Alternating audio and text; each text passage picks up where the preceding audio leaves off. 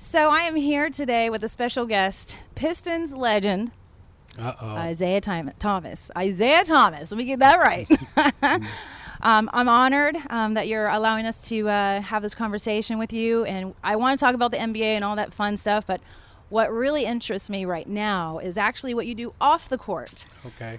When I read it, I got goosebumps, and I have my own foundation, and it's I'm not sure if it's the same reasons, but I would love to hear about this Mary's Foundation, Mary's Court, is it Yes. exactly? Yes. Please tell me about it. So Mary's Court is named after my mom, and basically what the foundation does and what we're about is really helping families strive through poverty. And particularly single mothers. My mom was a single mom, and we look at the educational resources.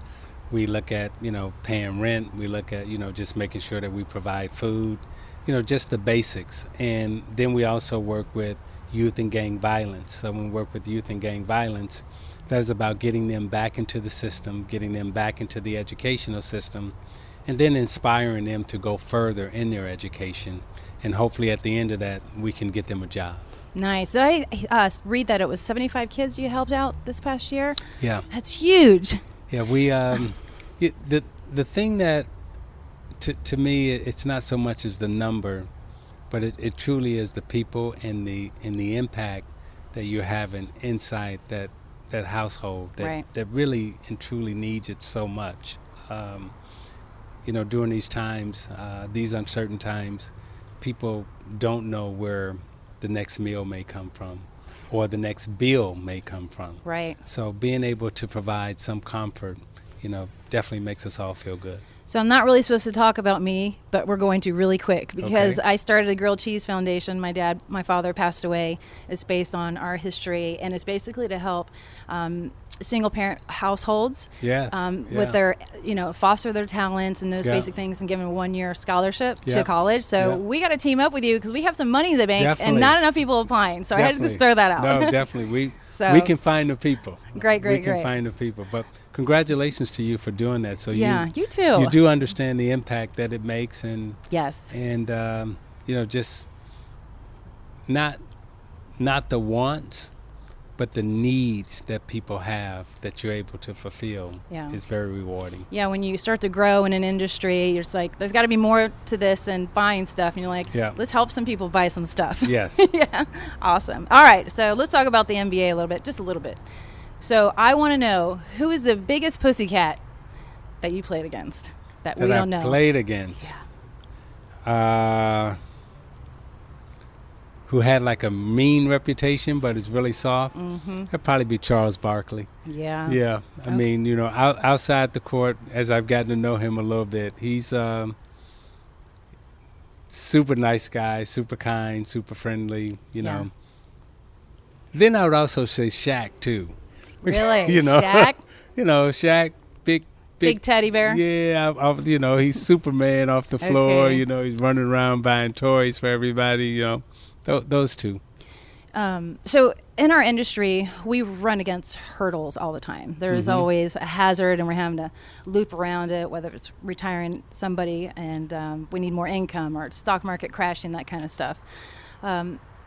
You've had a huge amount of hurdles, some unfair things. Mm-hmm.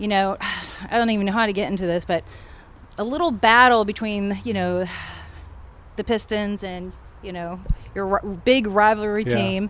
What was it that kind of got you past these hazards and moved you forward and kept you motivated? Because you got hit a couple times and you just took it. Yeah, I would say it really goes back to believing in your training,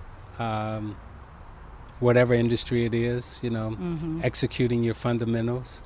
And then when you get knocked down, of course you're going to cry, you're going to be disappointed and everything else. But then after that, you have to get up.